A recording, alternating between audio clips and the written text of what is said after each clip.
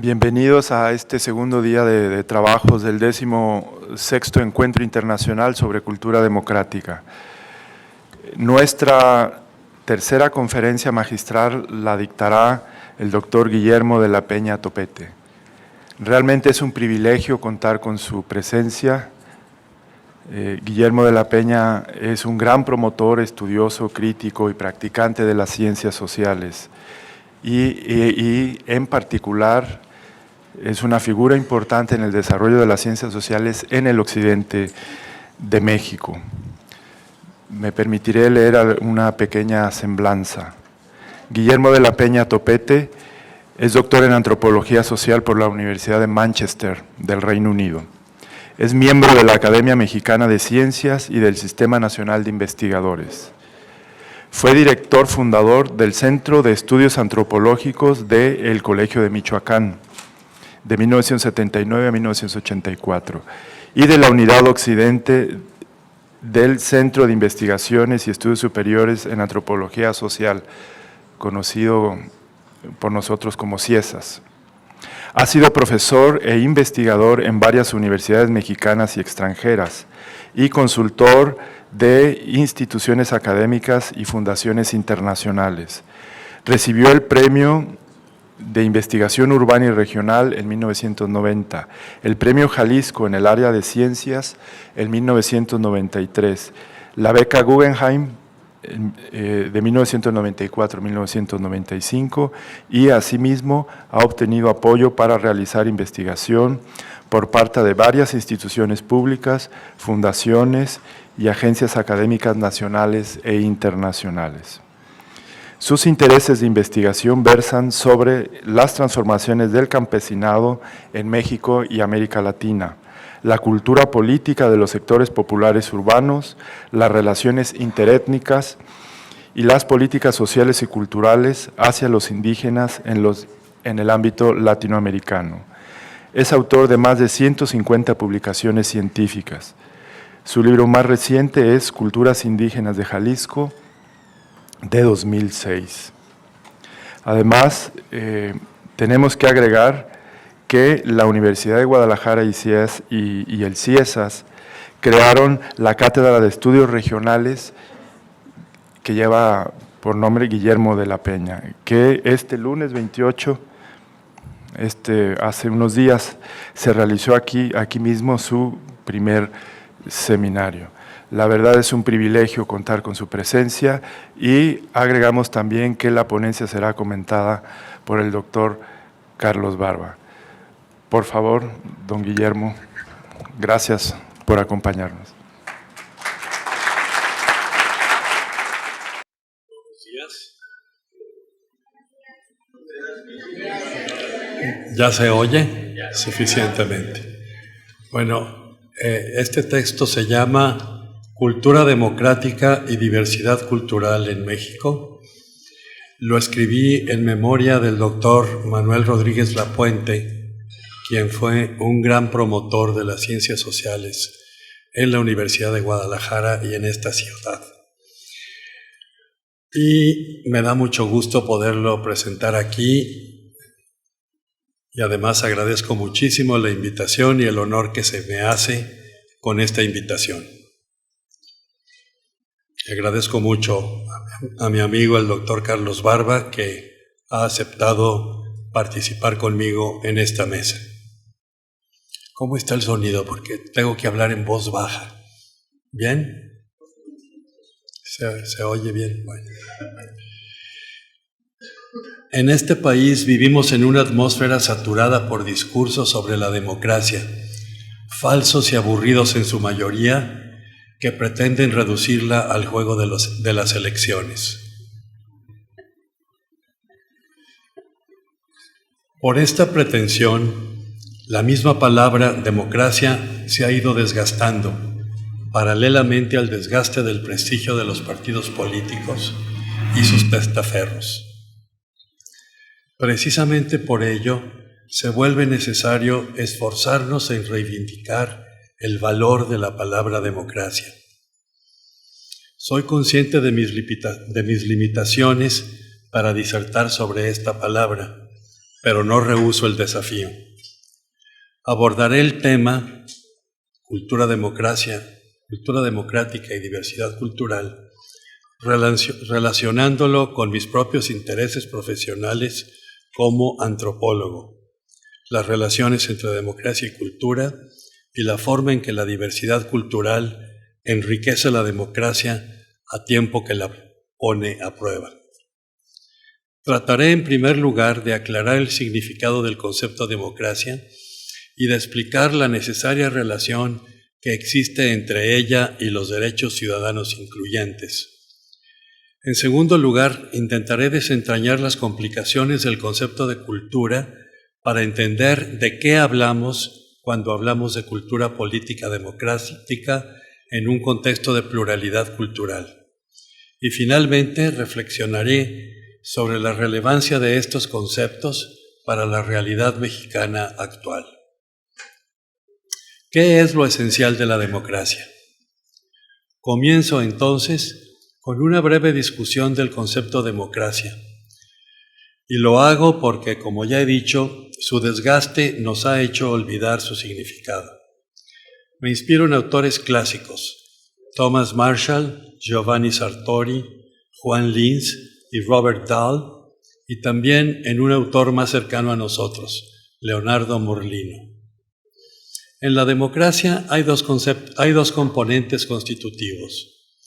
El primero es la competencia política, es decir, la competencia acerca de los objetivos públicos de una sociedad determinada y de la forma de lograr estos objetivos públicos. Entonces decía, el primer componente es la competencia política entre actores individuales y colectivos que tienen ideas e intereses diferentes y que aceptan que esas diferencias son válidas y legítimas. Esto es, que reconocen el derecho de todos a disentir y a criticar. No puede haber democracia en una sociedad en la que se impone un pensamiento único, en la que solo cabe un criterio moral único, en la que todos sus miembros deben tener las mismas costumbres si no quieren sufrir reprobación, persecución, cárcel o incluso muerte. El actor o los actores que, al configurarse como mayoría, resulten prevalecientes en la competencia, deben respetar las diferencias de las minorías. Si no lo hicieran, la democracia quedaría automáticamente anulada. En otras palabras, los límites del disentimiento entre los actores están dados, en primer lugar, por el respeto al derecho a disentir y a criticar que tienen todos ellos. El segundo componente constitutivo de la democracia es la participación inclusiva. En la competencia deben participar, en principio, todos los actores individuales y colectivos que conforman el cuerpo social. Esta participación puede ser directa o a través de representantes y puede ejercerse en distintos niveles. Pero una sociedad no puede ser democrática mientras excluya de la competencia política a cualesquiera sectores de la población. Muchas veces, la exclusión no implica actos de fuerza para impedir la competencia, sino simplemente la exclusión implica el ignorar la existencia de grupos marginales. Tal desarticulación social es también enemiga de la democracia. Ahora bien, estos componentes constitutivos tienen varias condiciones de posibilidad, sin las cuales no pueden existir. La primera de estas condiciones de posibilidad es que exista entre los actores la voluntad de convivir, dialogar y negociar razonadamente por encima de los disentimientos políticos para llegar a los consensos suficientes para lograr la gobernanza. En la democracia no se compite porque se quiera destruir a los otros participantes, sino porque se cree tener mejores propuestas que ellos en la construcción de una sociedad solidaria. Y las diferentes propuestas no se imponen como dogmas, sino se defienden con argumentos razonados. La segunda condición de posibilidad para que se den los componentes de la democracia es la existencia de un orden normativo que defina quiénes son los miembros del cuerpo social capaces de participar en la competencia, es decir, quiénes son ciudadanos. Ese orden normativo no solo enmarca la ciudadanía, sino además debe reconocer los derechos de los ciudadanos y establecer sus obligaciones. Y la tercera condición de posibilidad es que ese orden normativo tenga legitimidad, esto es, que sea aceptado como una forma adecuada de lograr la convivencia y, por tanto, que ni los ciudadanos ni quienes ejercen el poder público violen sus prescripciones. En un Estado de Derecho, tanto el ejercicio de la libertad, esta tercera condición en nuestras sociedades recibe el nombre de Estado de Derecho. Esta tercera posibilidad, en un Estado de Derecho, tanto el ejercicio de la libertad como el ejercicio de la autoridad se desarrollan dentro del cauce de la ley. Por supuesto, ningún orden normativo es inmutable. Siempre es perfectible y, por tanto, no se entiende como algo estático, sino como un proceso. La ley debe cambiar y mejorar, pero en la democracia la ley no se cambia por la fuerza, sino mediante el diálogo, la negociación y la concertación. Si la fuerza es la única posibilidad de cambio, es que la democracia es inexistente. Democracia y derechos ciudadanos. Resultará obvio que lo que he expuesto en un nivel todavía abstracto se refiere a una democracia ideal que no se puede crear de un día para otro. Su instauración requiere avanzar por un largo y difícil camino. Para alcanzar esta meta ideal es necesaria la guía de la cultura democrática que se va construyendo junto con los derechos ciudadanos. Me voy a referir ahora a qué significan los derechos ciudadanos. Las primeras teorías sobre la ciudadanía moderna llevaron el sello del liberalismo y hacían hincapié en la importancia de las libertades civiles individuales y de la posibilidad por parte de los ciudadanos de influir sistemáticamente en las decisiones de la autoridad. Así, las primeras banderas en la lucha por la ciudadanía fueron la libertad de pensamiento, credo, expresión, información, ocupación, asociación, movilidad y el reconocimiento de cuerpos representativos que tuvieran la función de interlocución frente al poder público y que tuvieran también la capacidad de limitar el poder público. No cabe duda de que estas libertades, particularmente las de expresión, información y asociación, son necesarias para el ejercicio del disentimiento y la crítica, que, como decíamos, es un componente esencial de la democracia. Tampoco es posible rebatir que sea indispensable una representación pública capaz de garantizar las libertades para el logro de una verdadera participación política. Sin embargo, cuando la participación política está limitada, de nuevo, no puede haber ciudadanía, no puede haber democracia. Sin embargo, el mundo liberal que creó las primeras versiones de la ciudadanía moderna era también un mundo capitalista y se encontraba escindido por profundas brechas de desigualdad socioeconómica entre los seres humanos. Como lo proclamaban los críticos del liberalismo, era ilusorio pensar que quienes vivían en condiciones de pobreza, carentes no solo de recursos, sino de información, destrezas y vínculos sociales, tuvieran la misma potencialidad de ejercer las libertades civiles y hacer llegar su voz al poder público que la que tenían los grandes beneficiarios de la economía de mercado. Por ello, lógicamente, el combate constante a la exclusión que resulta de la desigualdad socioeconómica tendría que convertirse en parte integrante del proceso de ciudadanización. Sin ese combate a la exclusión, no se alcanzaría la democracia efectiva, ni la solidaridad, ni la paz.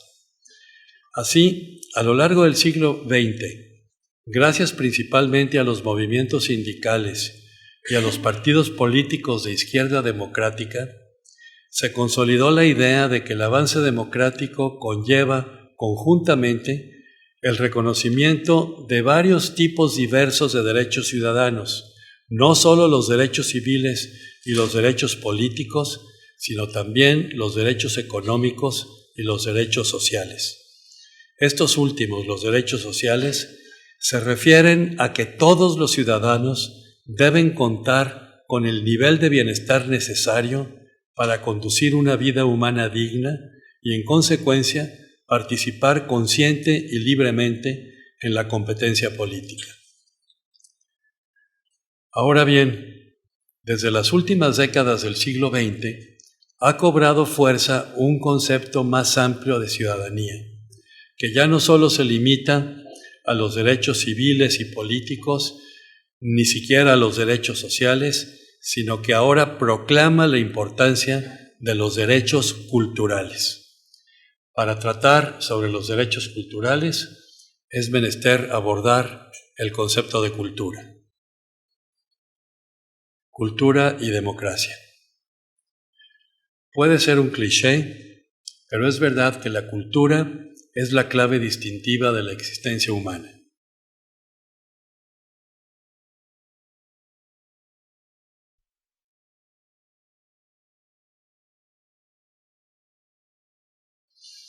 En términos antropológicos, podemos definir la cultura como el conjunto de categorías cognitivas, creencias, valores, normas y símbolos que nos permiten dotar de significado y de sentido a nuestros hábitos, actitudes y comportamientos. La cultura no es la causa inmediata ni única de la conducta, pues en esta intervienen también otros factores, pero al dar un sentido a los comportamientos, influye en ellos. Por ejemplo, en nuestra cultura mexicana aprendemos una concepción y una valoración positiva sobre la amistad, y conocemos y usamos expresiones verbales e imágenes que representan esta valoración positiva. Pero nuestras actitudes y comportamientos hacia amigos o amigas específicos se verán afectados en forma más directa e inmediata por lo que experimentemos en nuestras relaciones con ellos. Y estas experiencias también irán moldeando nuestros procesos de significación. Dicho de otro modo, no se puede entender la cultura independientemente de los hábitos, actitudes y comportamientos, ni tampoco se pueden entender nuestras actitudes, hábitos y comportamientos independientemente de la cultura, pero no son lo mismo ni tienen una relación determinista en un sentido o en otro. En la época actual, la cultura se adquiere por múltiples vertientes. ya no solo nos la inculca la familia, ya no solo nos la inculcan la familia, la escuela, los espacios de convivencia amistosa y el ámbito de trabajo. Ahora también la recibimos a borbotones a través de los medios masivos de comunicación, la tecnología informática, el mercado global, las empresas transnacionales, las burocracias públicas y privadas, los movimientos sociales y las agrupaciones políticas. Por otro lado, a pesar de la creciente globalización, no ha ocurrido, ni creo que podrá ocurrir nunca, una homogeneización mundial de la cultura. Las culturas de los seres humanos continúan, afortunadamente, mostrando profundas variaciones. Cada colectividad sigue construyendo históricamente y conforme a sus experiencias sus propias categorías cognitivas, creencias, valores y símbolos. Y también construye lo que llamamos sus costumbres. Como lo uso aquí, el término costumbre se refiere a la predisposición colectiva, que suele ser inconsciente, de actuar de determinada manera, a partir de la significación positiva otorgada a esta actuación en una cultura determinada, pero también a partir de las experiencias positivas derivadas de esta actuación. Una costumbre arraiga profundamente en una colectividad cuando no solo es compatible con las categorías y valores culturales de un grupo, sino que además produce efectos positivos o al menos no produce efectos nocivos conscientes para quienes la practican. Podemos entonces plantear una primera aproximación a un concepto de cultura democrática. Una cultura democrática, según yo la entiendo, caracteriza, valora y aprueba la disensión, la crítica y la participación, en un contexto de convivencia solidaria lograda mediante el diálogo y la negociación y mediante el conocimiento y respeto de la ley. Pero solo cristaliza esta cultura democrática en costumbres democráticas cuando las acciones así valoradas no son percibidas por los diferentes sectores sociales como inútiles, ni son despreciadas, combatidas o francamente reprimidas por algunos actores, sino por el contrario, son aceptadas y resultan en una mejora de la vida propia y de la vida de la sociedad. Preguntémonos ahora, ¿existe en México una cultura democrática? ¿Qué papel ha jugado y juega la cultura democrática en la sociedad mexicana?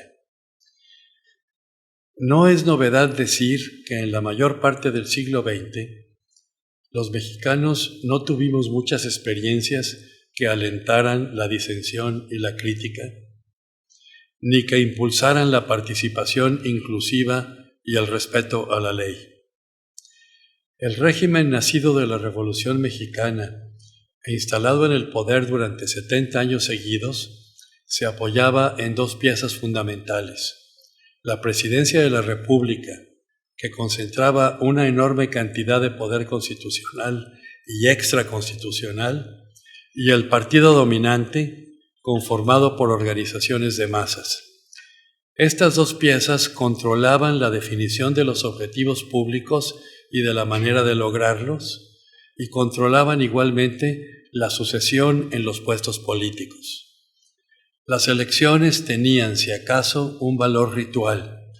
Más que manifestaciones de poder civil, eran símbolos glorificadores del poder del régimen.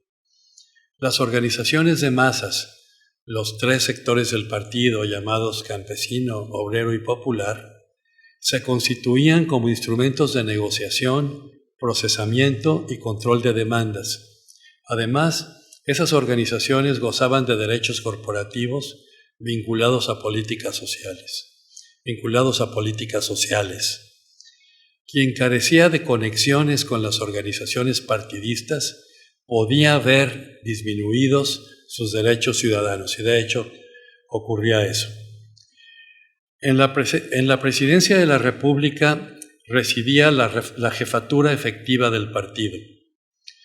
Al estar constituido el Congreso de la Unión por una mayoría absoluta del partido del presidente, éste se convertía en la autoridad parlamentaria real. Más aún, a través de la centralización fiscal en la Federación, el presidente y su partido disponían de la gran mayoría de los recursos públicos. Otras instancias de poder, como los jueces y magistrados, las autoridades militares y los gobernadores y los alcaldes, también se procesaban a través del partido dominante y de la presidencia. En las disputas jurídicas, frecuentemente prevalecían los intereses corporativos, las alianzas entre actores económicos o políticos y el interés particular de los jueces. Incluso el poder económico de las empresas privadas quedaba supeditado al régimen mediante las cámaras empresariales controladas corporativamente, el otorgamiento discrecional de contratos y las alianzas abiertas o disfrazadas de los funcionarios públicos con las empresas más beneficiadas. En cuanto a la prensa, tenía muy claro cuáles temas no podían tocarse y en cuáles era más prudente ejercer la autocensura. Por consiguiente, la cultura política y las costumbres alentadas por las instituciones de gobierno estaban lejos de ser democráticas. Las políticas sociales corporativas no habían abolido la desigualdad. El discurso oficial presentaba el autoritarismo del régimen como garante de la estabilidad y de la democracia. Cierto, se toleraba la existencia de partidos de oposición y de algunos movimientos sociales que daban un cierto aspecto de legitimación de la disidencia. Con ellos, el régimen, en principio, con los movimientos sociales y con los partidos de oposición, el régimen, en principio, prefería negociar y algunos eran totalmente cooptados. Pero si se llegaban a considerar amenazantes para el statu quo, la represión no se hacía esperar. Por ejemplo, entre 1940 y 1970, fueron reprimidos violentamente el sinarquismo, los sectores más radicales del Partido Popular, el movimiento jaramillista, la Central Campesina Independiente, el movimiento navista, el movimiento ferrocarrilero, el movimiento magisterial, las protestas de los médicos, las protestas de los copreros en Guerrero y el movimiento estudiantil. La prensa era cooptada o silenciada por la fuerza. Tal silenciamiento lo sufrieron, entre otros, los seminarios Hoy y Presente en la década de los 50 y en la década de 1970 el diario Excelsior. Incluso el Partido Acción Nacional, civilista y pacífico, llegó algunas veces a ser perseguido violentamente. Entre 1980 y 2010, muchas de las bases del autoritarismo, como por ejemplo la economía protegida y expansiva, el llamado milagro mexicano, fueron desmanteladas. La Constitución y las instituciones gubernamentales experimentaron muchos cambios que, en principio, han alentado las libertades civiles y la representación.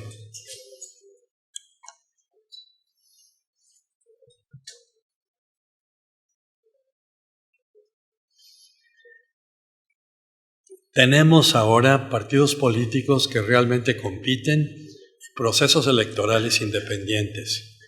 El Congreso y el Poder Judicial han conseguido autonomía. Los medios de comunicación y las organizaciones civiles han ganado espacios. La legislación exige transparencia y rendición de cuentas. Podría pensarse, en consecuencia, que en México hemos pasado de una cultura política autoritaria a una cultura política democrática. Por mi parte, no pienso que pueda darse una respuesta sencilla y fácil a esta pregunta. En primer lugar, no pienso que antes de 1980 tuviéramos simple y llanamente una cultura autoritaria. Múltiples estudios sociales y encuestas de opinión de aquellos tiempos, aunque muchas veces no se hacían públicos, muestran que una buena parte de la población sí valoraba la libertad de disentir y expresarse y deseaba una participación efectiva, aunque en su conducta cotidiana pudiera adoptar una posición pragmática o cínica y resignarse ante lo que a corto plazo parecía irremediable. Y siempre hubo un número significativo de personas que se oponían abiertamente al autoritarismo.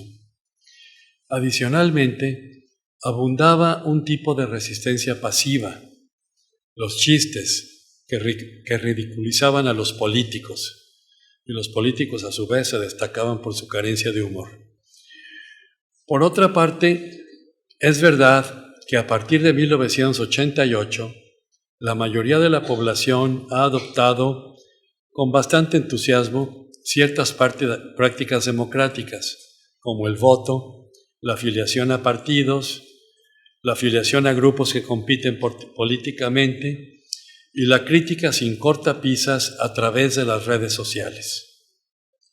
Con todo, no han desaparecido la apatía y el cinismo, incentivados por la impunidad y la corrupción, que no han desaparecido. El problema de la exclusión se ha agravado en proporciones impensables a causa del crecimiento desmesurado de la pobreza y la desigualdad social, y también a causa de la violencia que proviene de un crimen organizado hasta hoy incontrolable. Pero además, la violencia ha provenido del propio Estado, como nos lo recuerdan dramáticamente los nombres de Aguas Blancas, Acteal, Atenco, Tlatlaya, Ayotzinapa, Iguala, Cocula, Nochistlán. Y en cada región del país se pueden añadir otros nombres. Cultura democrática y diversidad cultural. Para finalizar esta charla, deseo referirme a otro tipo de exclusión que se conecta con lo que podríamos llamar el problema de la disidencia cultural.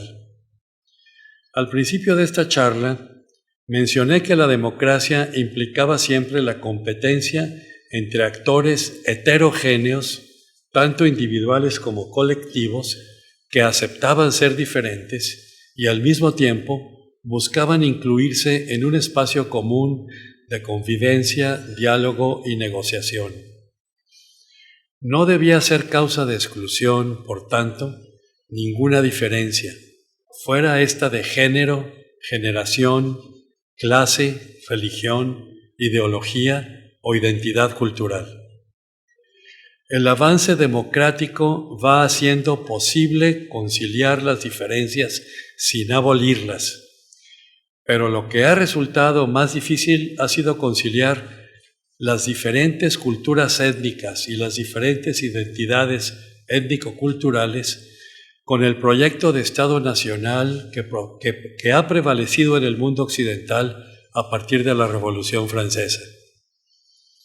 Este proyecto de Estado nacional, que ya tiene más de 200 años de vida, pugnaba por establecer no solo una centralización política efectiva, sino además una cultura nacional única, la misma lengua, los mismos símbolos, las mismas instituciones para todos, las mismas costumbres, pues se creía que sin cultura nacional homogénea no serían posibles la comunicación fluida y la movilidad laboral que se requieren en la economía moderna. Y también se creía que la heterogeneidad cultural obstaculizaría la convergencia de lealtades por encima de pertenencias locales. Ahora bien, lo que en realidad ocurrió no fue que se creara una cultura nacional por consenso, sino que la cultura de los grupos dominantes económica y políticamente se impuso o se quiso imponer como cultura nacional. Sabemos que en México durante el siglo XIX el Estado liberal jacobino quiso abolir las diferencias culturales e identitarias de los pueblos indígenas y desconocer su existencia jurídica. Si bien la intención era incluirlos como ciudadanos, el resultado fue el despojo de los patrimonios de los pueblos y la exclusión económica, social y política de las personas. En el siglo XX, el indigenismo revolucionario creó políticas que buscaban devolver las tierras a los indígenas e incorporarlos gradualmente al mundo nacional mediante la castellanización, la escolarización, el mercado y el mestizaje, la ideología del mestizaje. Sin embargo, el propio indigenismo continuó desconocimiento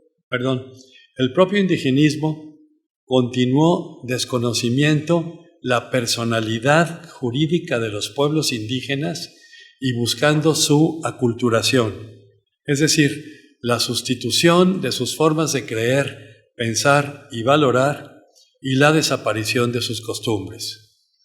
Sin embargo, las culturas políticas, a pesar de todo, han resistido en las comunidades rurales, en los antiguos barrios urbanos y en las nuevas colonias de migrantes. Esta resistencia, en la percepción de la sociedad mayoritaria, era una señal de atraso y ocasionaba, de nuevo, exclusión. No se pensaba que entre los derechos ciudadanos tenía cabida el derecho a la cultura diferente, esto es, a la disidencia cultural.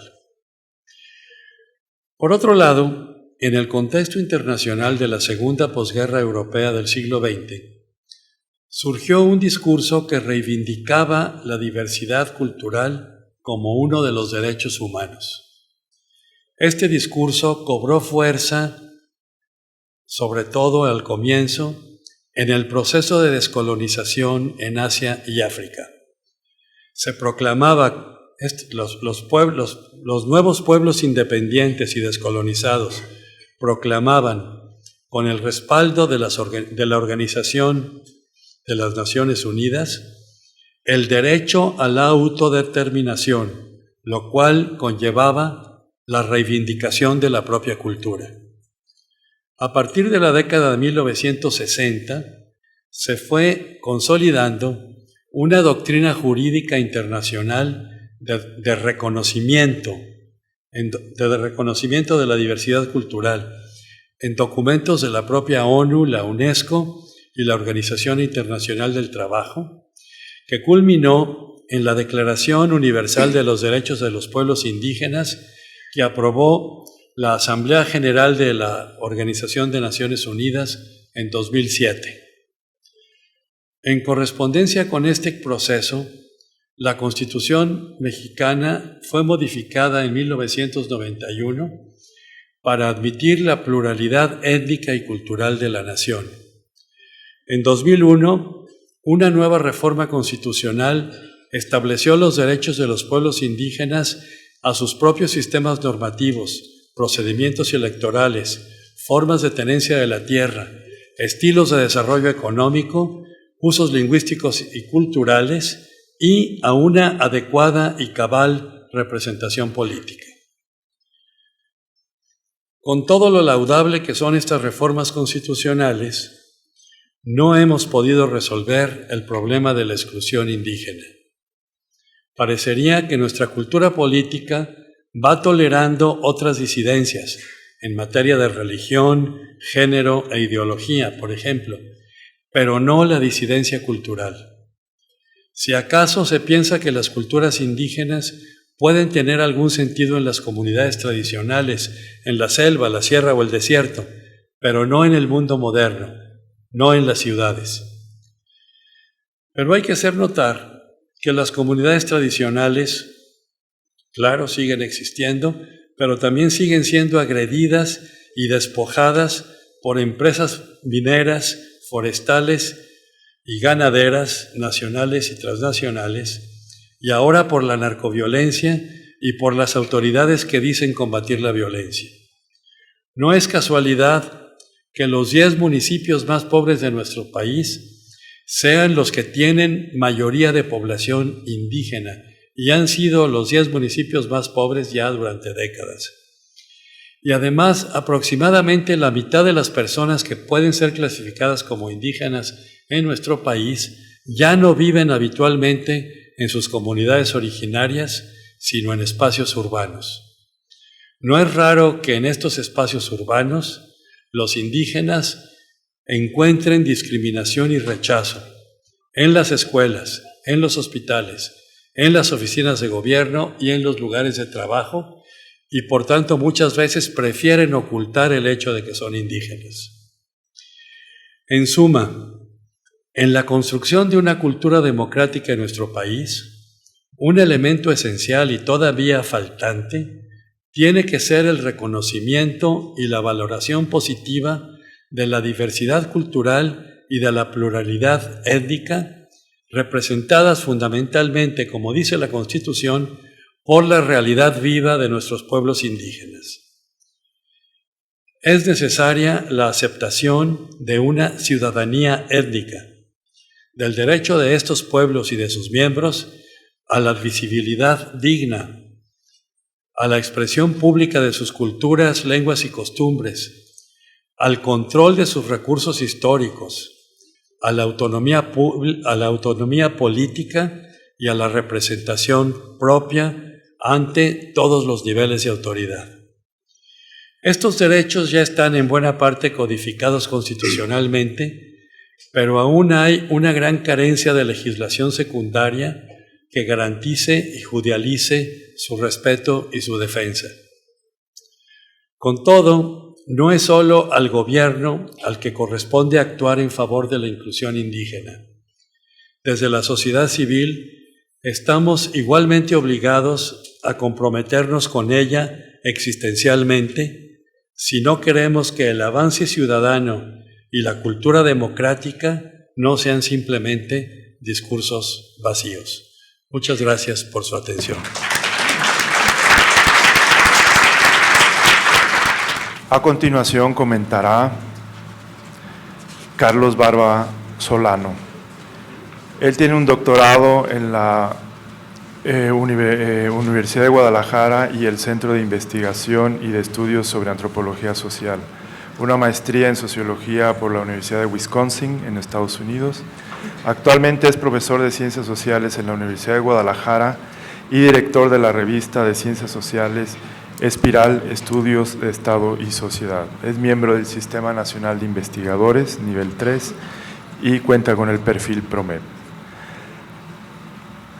Actualmente se encuentra incorporado en el Departamento de Estudios Sociourbanos, en el doctorado en Ciencias Sociales, del cual es coordinador, y en la maestría en Ciencias Sociales de la propia Universidad de Guadalajara. Entre sus principales líneas de investigación se encuentran pobreza y política social. Además es un estimado colega, amigo, profesor de varios de los que estamos aquí y sobre todo querido y entrañable amigo. Carlos, por favor, tienes el micrófono. Muchísimas gracias.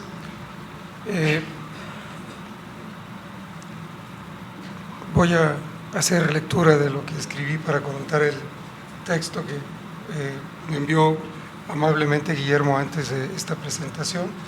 Debo decir que el que presentó hoy aún es mejor que el que yo leí, eso me parecía difícil cuando hice la lectura. Empiezo. Para mí también es un honor participar en este encuentro sobre las encrucijadas democráticas de América Latina y en particular comentar el brillante ensayo que acaba de presentarnos el doctor Guillermo de la Peña, a quien aprecio y respeto desde hace muchos años y quien goza de un amplio reconocimiento académico como antropólogo, tanto a nivel nacional como internacional, y también como un incansable edificador de instituciones en el ámbito de las ciencias sociales mexicanas. Omito la lectura de una serie de cosas que había planteado porque ya las dijeron sobre la trayectoria de Guillermo y paso a la parte sustantiva de su trabajo. Guillermo de la Peña inicia su ensayo situándose en un contexto donde la democracia ha sufrido un intenso desgaste y se pregunta qué es lo esencial de la democracia. Para responder esta interrogante, recurre a autores clásicos ubicados en distintos lugares en el campo del pensamiento democrático. Inicia mencionando a Thomas Marshall, quien a mediados del siglo pasado analizó el desarrollo de los derechos civiles, políticos y sociales a lo largo de los siglos XVIII, XIX y XX en la Gran Bretaña, y sostuvo que solo existe ciudadanía plena cuando los seres humanos tienen acceso a los tres tipos de derechos, independientemente de la clase social a la que pertenezcan. El aporte de ese autor fue fundamental en la construcción y teorización del estado de bienestar después de la Segunda Guerra Mundial, a pesar de que descansa en un análisis de la historia de Inglaterra y no tomó en cuenta, entre otras cosas, la historia de otros países ni la situación de las mujeres.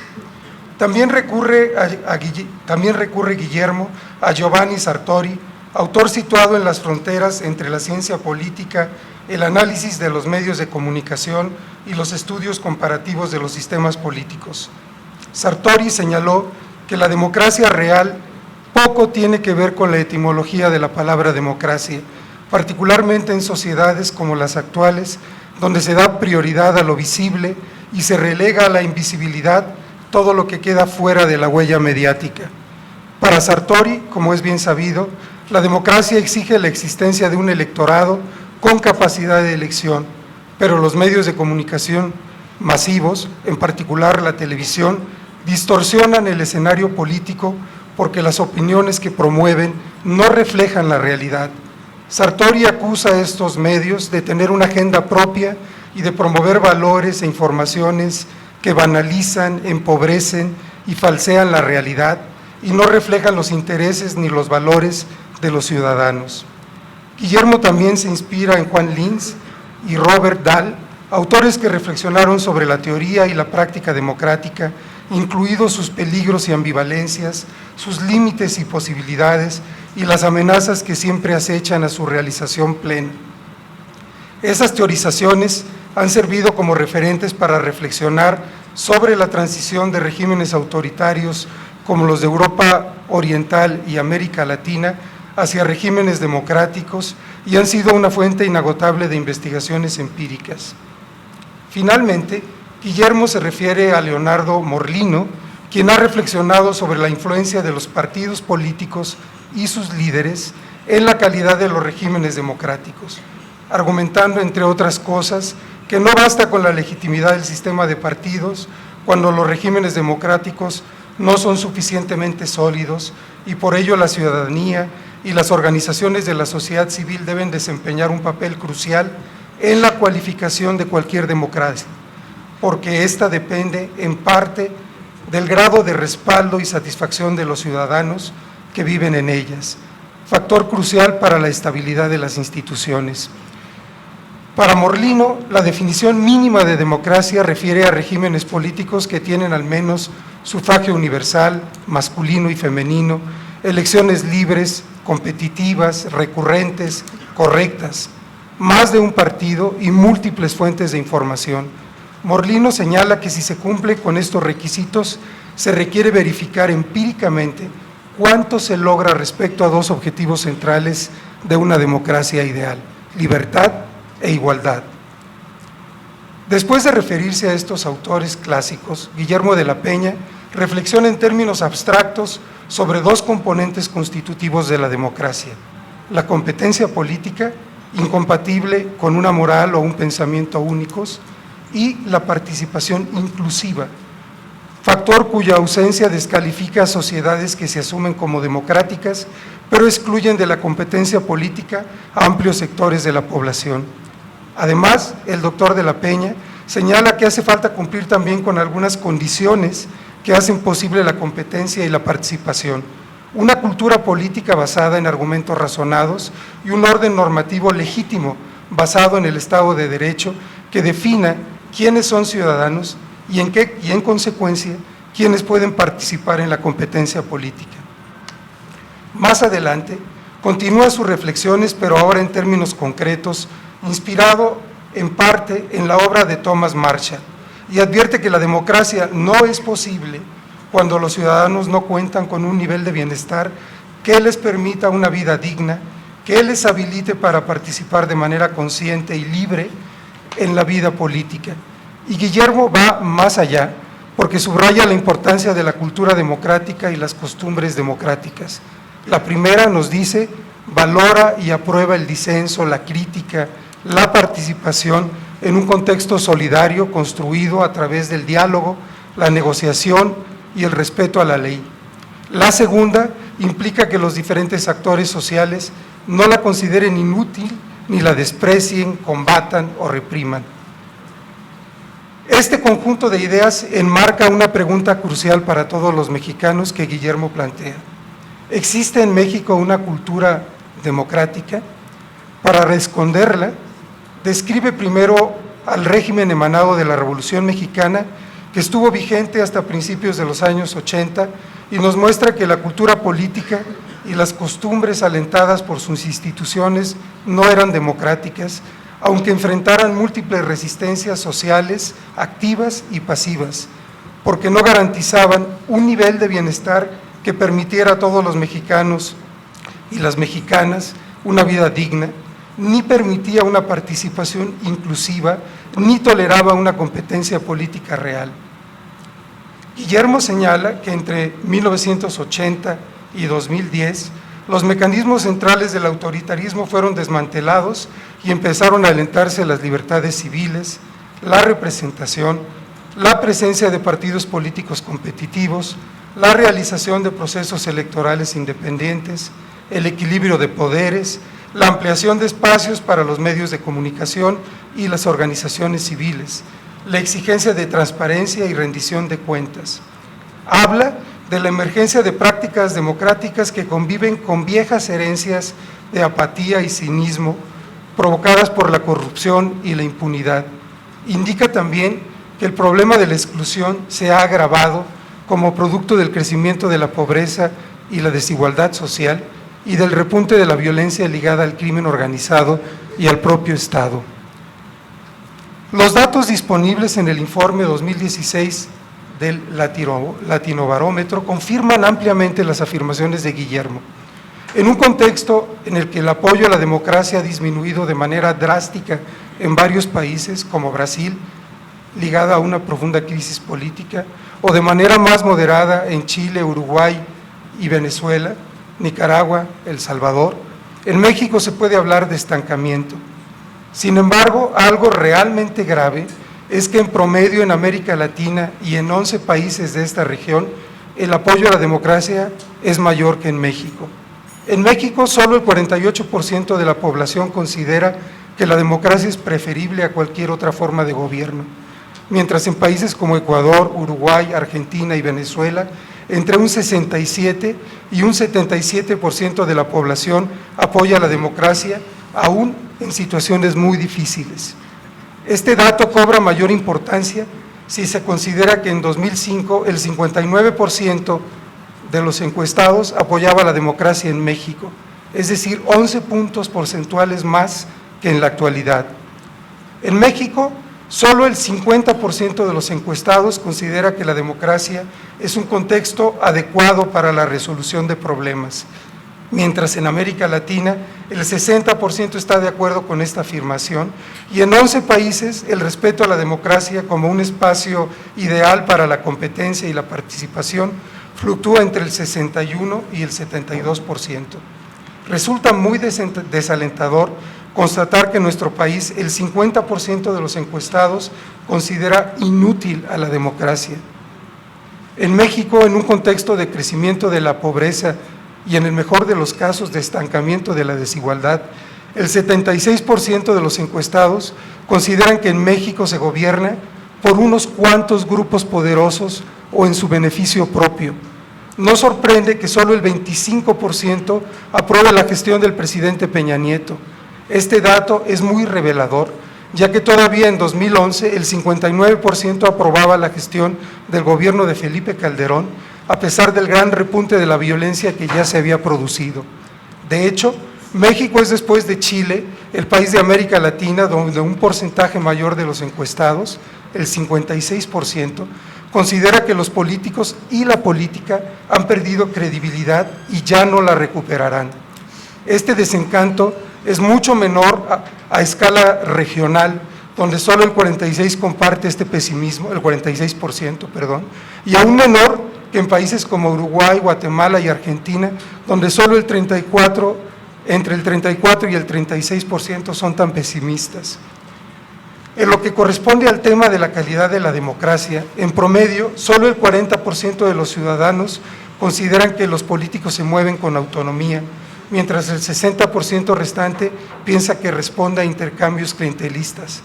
Esas son las mismas proporciones que prevalecen en México, mientras en Costa Rica, Ecuador y República Dominicana casi el 50% confía en la autonomía de los políticos. La baja calidad de la democracia mexicana se expresa también en el porcentaje de ciudadanos que consideran que el país está progresando. En México, solo el 19% considera que esto ocurre. Esto contrasta con países como República Dominicana, Nicaragua o Bolivia, donde el porcentaje fluctúa entre 46 y 58%. Esto significa que en nuestro país más del 80% de los ciudadanos no percibe ningún progreso. De hecho, en 2013, el 46% de los mexicanos encuestados consideraban que la situación económica era muy mala, mientras en América Latina esa era la percepción de solo el 29%. Ese mismo año, solo el 23% de los encuestados en México consideraba que su situación personal, económica, era muy buena, mientras en países como Brasil, Argentina, Uruguay y Ecuador, ese porcentaje fluctuaba entre 43 y 52%. Además, en el caso de México, solo el 19% consideraba que la distribución del ingreso era justa, frente al 58% que pensaba lo mismo, por ejemplo, en Ecuador. La envergadura de la crisis del Estado de Derecho y su inoperancia para garantizar bienestar a escala social se expresa en el hecho de que 30% de los entrevistados consideraba que el principal problema de México es la delincuencia y un número casi idéntico consideraba más importante el problema económico. Un indicador sintético de la calidad de la democracia es la satisfacción con ella, que en 2013 alcanzaba al 82% de la población en Uruguay, pero en México solo incluía al 21%, 18 puntos porcentuales por abajo del promedio regional, lo que implica calificar a nuestra democracia como una de muy baja calidad a escala latinoamericana. Continuando con la presentación de Guillermo, su conferencia concluye señalando que en el espacio común necesario para las prácticas democráticas, donde las diferencias no deben generar exclusión, en México aún no se ha logrado conciliar las diferentes culturas e identidades etnoculturales con el proyecto de Estado Nacional, porque lo que ha ocurrido a partir del siglo XIX, pasado por el siglo XX, es la imposición de la cultura de los grupos dominantes como cultura nacional, el despojo del patrimonio de los pueblos indígenas, su exclusión económica, social y política y la búsqueda de su aculturación. Guillermo indica que ha prosperado el discurso que reivindica la diversidad cultural como parte de los derechos humanos, ligado al proceso de descolonización en Asia y África y apoyado por la ONU, la UNESCO y la Organización Internacional del Trabajo, y ello ha cristalizado en reformas constitucionales en México, pero subraya que ello no ha bastado para resolver el problema de la exclusión indígena, la discriminación, el rechazo, las agresiones y despojos de que son víctimas tanto en la selva, la sierra, el desierto, como en las ciudades. Presentaré algunos datos que muestran la condición de pobreza que caracteriza a los pueblos indígenas y a sus asentamientos en zonas marginadas, de difícil acceso y sin servicios sociales, o en cinturones de miseria y exclusión alrededor de los grandes centros urbanos. El Coneval, en 2014, señala que existe una relación directa y positiva entre la pobreza y el volumen de la población indígena. Donde la población indígena es mayor, la mitad de esta experimenta una condición de extrema de pobreza. Además, los municipios indígenas o predominantemente indígenas son mayoría entre los municipios con grados muy alto y alto de rezago social.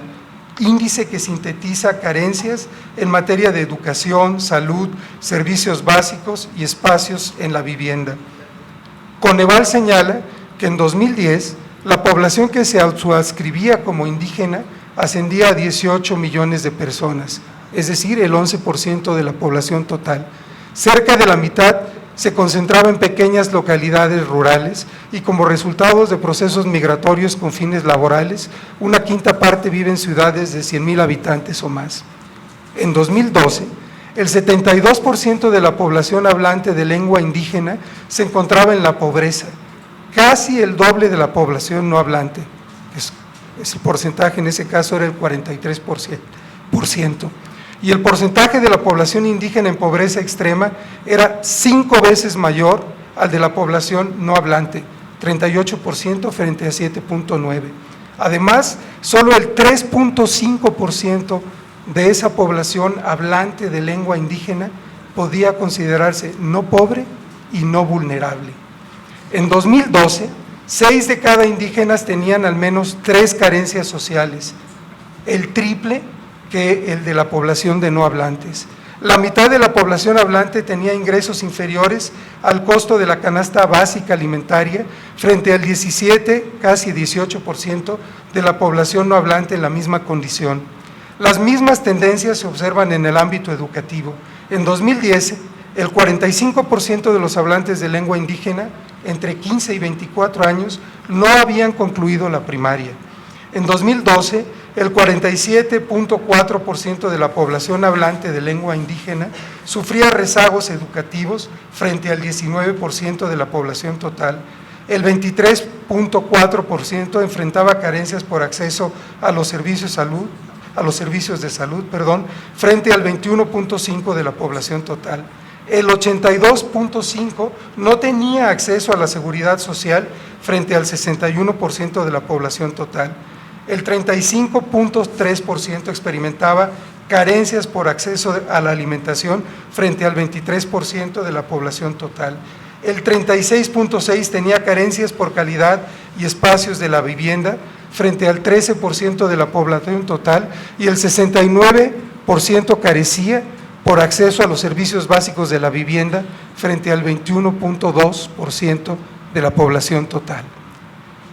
Estos datos abrumadores indican claramente que Guillermo de la Peña tiene razón al señalar que un gran reto en la agenda democrática de nuestro país es la aceptación de una ciudadanía étnica, no solo en los discursos políticamente correctos o en la Constitución, sino en la legislación secundaria y en las costumbres democráticas.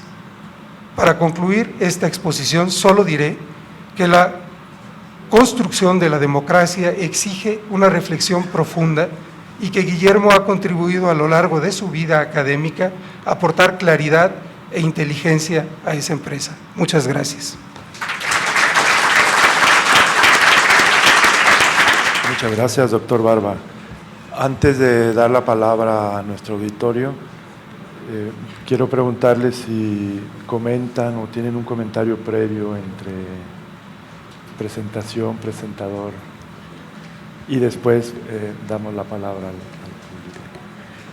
Bueno, yo simplemente quiero agradecerle, pero además creo que fue increíblemente pertinente porque nos trajo los datos del Latinobarómetro, del censo de 2010 y de Coneval para mostrarnos pues cuáles son las realidades numéricas de la aceptación de la democracia en nuestro país, la satisfacción de la democracia, más bien dicho, la poca aceptación, la insatisfacción de la democracia en nuestro país, digamos, el desafío todavía enorme que tiene el proyecto democrático de nuestro país de garantizar bienestar y participación a todos los ciudadanos y finalmente pues nos ilumina este sector de la población muchas veces ignorado, que es la población indígena, que sufre particularmente de estas dos carencias: falta de bienestar, falta de participación. Muchísimas gracias, Carlos. yo creo que sí, la juventud actual pues no se ajusta a la definición de cínico. Yo creo que afortunadamente la juventud está cambiando y precisamente cobra conciencia pues de los problemas que estábamos mencionando Carlos y yo. Y bueno, el hecho de que asistan a estas conferencias pues indica que algún interés tendrán, ¿no? Esperamos que mucho. Sobre las dos preguntas, dictadura perfecta. Sí, bueno, yo creo que la expresión de Vargas Llosa pues fue una especie de chiste, ¿no? Y se refería a este control del Estado priista sobre las demandas populares. Creo que ahí está uno de los núcleos de las características del poder tan enorme que tuvo el régimen hasta los años 80, ¿no? Que las demandas de los grupos sociales se procesaban a través del sistema corporativo y la respuesta a estas demandas provenía de un poder muy centralizado y que disponía de todo tipo de recursos. Entonces esto hacía muy difícil el planteamiento de alternativas en términos tanto de las demandas sociales que se presentaban como de las respuestas a estas demandas, ¿no? Ahora, el corporativismo electoral pues ya no existe de una manera formal, ¿no? Ciertamente, ya es ilegal inducir al voto a través de la pertenencia a un sindicato o a una organización agraria, pero sabemos que informalmente se sigue induciendo el voto a través de ciertas recompensas. Yo creo que hemos pasado un poco del corporativismo a un clientelismo electoral, ¿no? Pero el corporativismo parece ser que ahora se ha multiplicado, se ha trasladado a los partidos y al papel que tienen los partidos de utilizar, al papel de los partidos en los medios de comunicación. Entonces, creo yo que en este momento la alianza corporativa se da entre partidos y medios de comunicación más que entre partidos y grupos manejados corporativamente. La apreciación respecto a los jóvenes es totalmente pertinente. Yo diría que este país se caracteriza por haberle dado la espalda a los jóvenes. Todas las reformas que se han hecho han sido para cerrarle la puerta a los jóvenes, a lo que una generación urbana de clase media tuvo acceso en una etapa previa. En ese sentido, digamos, los jóvenes, me parece que lo más natural es que sean críticos de esta situación, porque es lo que viven todos los días. Respecto a la idea de la dictadura perfecta, yo creo que efectivamente Vargas Llosa, yo creo que Llosa jugaba un poco con una situación peculiar en América Latina, donde las dictaduras, salvo tal vez en el caso brasileño con Getúlio Vargas, donde por ejemplo en el Cono Sur las dictaduras se imponían a través de golpes de estados encabezadas por gobiernos militares, mientras que en México los gobiernos emanaban de una revolución social y tener como referente simbólico a la revolución social le daba siempre un contenido discursivo de justicia social a lo que los gobiernos hacían. Las instituciones que se crearon durante todo el periodo, como ya lo mencionó Guillermo, relacionadas con la política social, reforzaban vínculos corporativos, preferían a unos mexicanos, les daban una calidad de ciudadanos distinta a la que le daban a otro conjunto de ciudadanos. En eso consistía este velo de legitimidad que acompañaba a esos gobiernos. Sin embargo, digamos, la idea de perfección tendría que ver tal vez con el hecho de que eso lo que hacía es encubrir la falta de democracia. La democracia era una democracia ritual, como ya lo ha dicho Guillermo de manera bastante apropiada. Entonces yo diría que no era una dictadura perfecta, pero era una forma de autoritarismo que encubría mucho mejor que otros su carácter no democrático.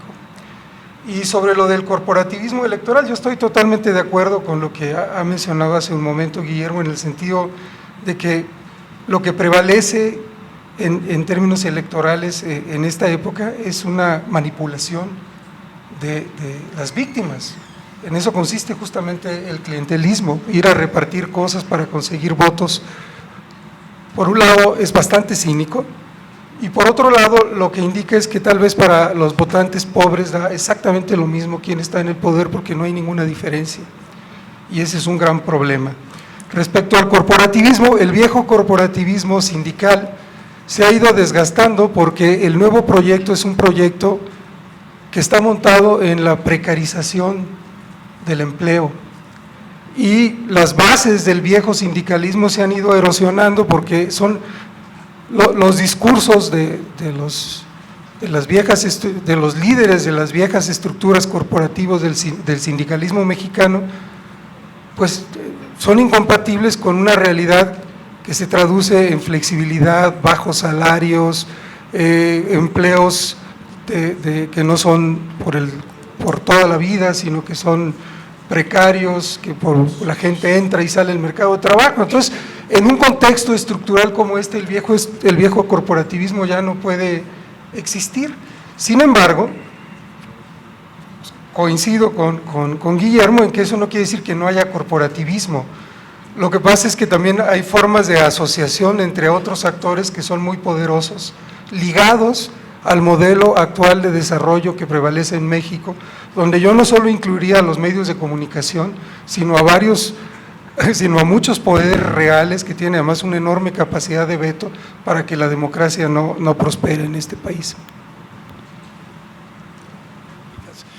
Pero yo no soy tan pesimista, yo veo que hay mucha actividad de la sociedad civil ahora en México, que se están planteando alternativas y llevando a cabo acciones que, por ejemplo, en favor de la lucha contra la pobreza, que hace 20 años pues no apenas apuntaban y ahora son apoyadas muchas veces por gente joven de manera voluntaria como tiene que ser en las organizaciones de la sociedad civil.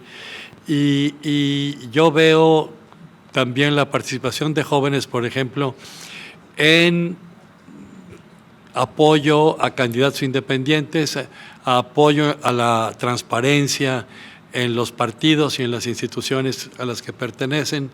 Pues yo creo que eso puede ser buenas señales, ¿no? Ojalá efectivamente sea así y no nada más una percepción optimista mía. Bueno, mira, tal vez lo primero que habría que decir es que no existen los jóvenes. Los jóvenes es una categoría que agrupa una diversidad muy grande y no todos los jóvenes están en la misma situación. Y digamos, seguramente entre los jóvenes habrá algunos que son muy cínicos, como hay muy cínicos también entre los mayores. Pero lo que dice Guillermo me parece que es muy cierto. Yo creo que los jóvenes están buscando, algunos grupos de jóvenes están buscando formas de participación activa en la sociedad civil. Recientemente, simplemente recuerdo el movimiento estudiantil de 132, que es un movimiento de jóvenes organizado para interpelar a jóvenes y que es una respuesta a lo que estamos mencionando aquí. Entonces yo sería también optimista, igual que Guillermo, respecto a las capacidades de agencia de los jóvenes. Creo, sin embargo, que no es una tarea nada más para los jóvenes, porque el contexto socioeconómico y sociocultural en el que se mueven, pues ha sido construido por los adultos. Y entonces los adultos también tenemos una enorme responsabilidad para cambiar lo que, digamos, fíjense, me viene a la mente algo que mencionó Carlos Monsiváis antes de morir. Poco antes lo entrevistaron y le pedían que diera una descripción de cuál era qué encontraba de diferente entre el México que él vivió cuando era joven y el México que le tocaba vivir en ese momento, y él dijo, bueno, miren, pues la verdad es que yo veo muchos avances democráticos, veo que estamos en otro país, pero lo que añoro es que cuando yo era joven, todo estaba por hacerse en el futuro. Y digamos, los datos que estamos viendo aquí indican que hay una seria desesperanza respecto al futuro, y creo que a veces los jóvenes también son víctimas de eso. Hay estudios que se han hecho por parte hay una encuesta que se aplica, que es la Encuesta Nacional de la Juventud, donde una cosa que aparece y que es desgarradora es que muchos jóvenes siempre piensan solo en el presente, porque el futuro aparece como algo inaccesible. Entonces yo diría que hace poco escuchaba a Krause hablando de la necesidad de pensar ahora en términos de una democracia con adjetivos, y me parece que eso es decir, que bueno, en todo este proceso de discutir sobre cómo tener elecciones competitivas, cómo tener vigilancia sobre los procesos electorales, olvidaron algunos, porque en esa época ya muchos criticábamos esa idea de una democracia sin adjetivos, la idea de que la democracia no puede existir sin las condiciones de las que ha hablado Enrique, en términos de posibilidades reales, de oportunidades reales para todos, y particularmente para los jóvenes. Entonces yo diría que el compromiso, yo creo que existe en México, hay un compromiso bastante grande. Lo que hay es una invisibilización de ese compromiso. Los medios masivos no registran lo que ocurre en este país. Muchísimas cosas pasan desapercibidas o son minimizadas en los medios de comunicación. Entonces yo les invitaría a que no tuvieran semejante nivel de desesperanza, porque creo que las cosas sí pueden cambiar, ¿no? Es decir, yo vería una encuesta como esa que les estaba relatando, no como una especie de sentencia de muerte de la democracia, sino como una exigencia muy grande de cambiar la baja calidad de la democracia que tenemos, ¿no? Y esa es una tarea conjunta de jóvenes y de adultos y de viejos. Probablemente yo ya estoy más cerca de los viejos que de los adultos. Gracias.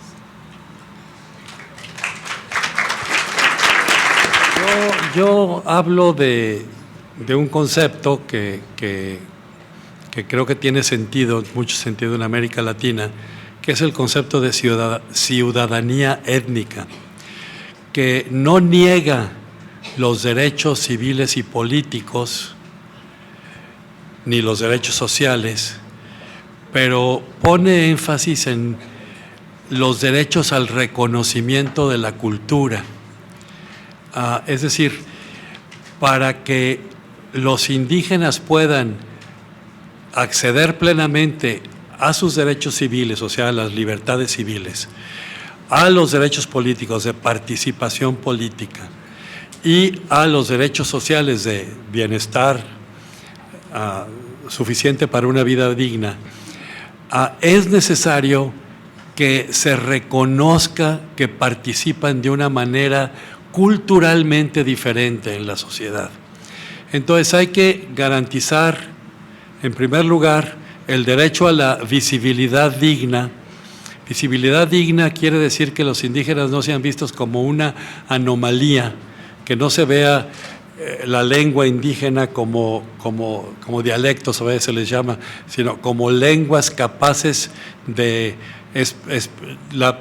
que tienen la misma capacidad de expresión que cualquier lengua occidental, digamos, que se vean sus lenguas como instrumentos de creatividad y participación, que se reconozca que las costumbres indígenas no son un obstáculo, sino una forma, no son un obstáculo al desarrollo, sino son una forma de desarrollo, ¿no? Que se reconozca también que la presencia pública de los indígenas, por ejemplo, a través de la indumentaria o de la lengua, sea normal en la sociedad, ¿no? Eso sería el primer derecho, a la visibilidad digna. Un segundo derecho es al control sobre sus recursos. Los indígenas tienen una economía tradicional que se basa en control de recursos, sobre todo territoriales. En el momento en que se les quita ese control, la posibilidad de sus culturas se daña y a veces desaparece. se pregunta cuáles son los recursos con los que cuentan los indígenas en las ciudades. Bueno, ahí tiene que haber políticas de compensación que les permitan a los indígenas tener una viabilidad económica en la ciudad dentro de sus propias tradiciones culturales. Es algo muy complicado, pero es posible. El tercer derecho se refiere simplemente a la conservación, reproducción, avance de sus culturas, o sea, de su lengua, de sus costumbres. Esto tiene que ver con el concepto de educación intercultural, pero también de políticas públicas interculturales. Y finalmente, el cuarto derecho es el derecho a la participación propia, es decir, a tener sus propias formas de gobierno y a tener representación, no dentro de los partidos políticos solamente, sino como grupos indígenas. Todo esto son derechos que implican realmente un cambio fuerte de mentalidad en las sociedades. No se van a lograr de la noche a la mañana, requieren de mucha negociación, mucha discusión, requiere sobre todo de no esencializar las culturas indígenas como algo inmutable que no se puede adaptar, que no puede cambiar y prosperar. Es un desafío muy grande, es una tarea muy fuerte que tenemos en la sociedad mexicana, pero yo creo que es necesario emprender esa tarea. Solo diría 2 o 3 cosas muy pequeñas más. Tenemos la tendencia a concebir a los indígenas como pobres, y la pobreza es una categoría para describir una serie de carencias.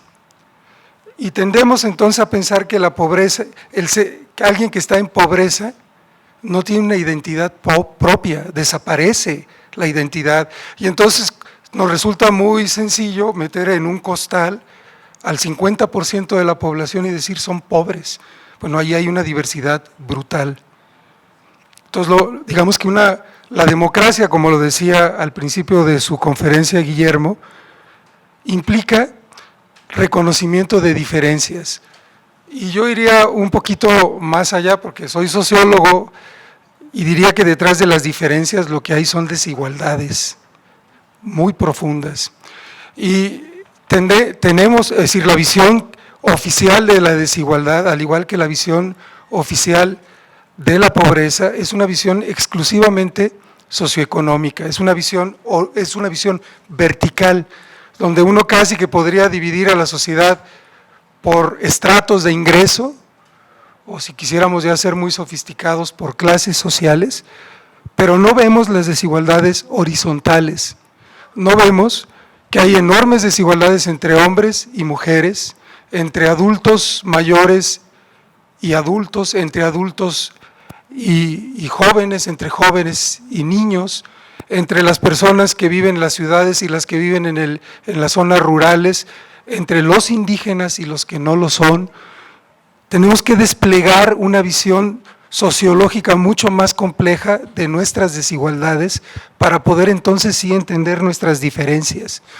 Y eso exige, me parece a mí, una idea de democracia distinta a la idea de democracia liberal un tanto simple que se ha planteado en este país, donde lo fundamental es la noción de mayoría, cuando probablemente lo más importante en un país tan heterogéneo como el nuestro, que es casi un continente, es la idea de una democracia donde las minorías son lo fundamental, porque casi es irremediable estar en algún tipo de minoría. Entonces yo creo que esa sensibilidad hace mucha falta.